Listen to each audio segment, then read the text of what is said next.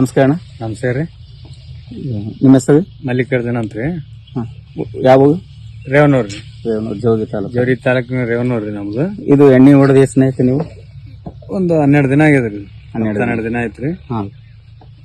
ಇದು ಎಣ್ಣೆ ಹೊಡ್ಯಾಕ ಏನೇನ್ ಕೆಲಸ ಮಾಡ್ಯಾರ ನಿಮ್ದು ಇದು? ಎಣ್ಣೆ ಹೊಡ್ಯಾಕ ಮೊದಲು ಏನು ಹತ್ತಿ ಅಂತ ಬರೀ ಕಾಣ್ತಿಲ್ರಿ. ಈಗ ಎಣ್ಣೆ ಹೊಡೆದ ಮ್ಯಾಗ ಹೈಟ್ನಾಗ ಆಗ್ಯದ್ರಿ. ಗಿಡ ಪೂರಾ ಪಂಗಲ್ ಆಗ್ಯದ್ರಿ. ಏನದ ಕೊಂಡಿ ಹೂವ ಭಾಳ ಜಾಸ್ತಿ ಅದ ರೀ. ಕಾಯಿ ಮನಗಂಡ ಆಗ್ಯದ್ರಿ.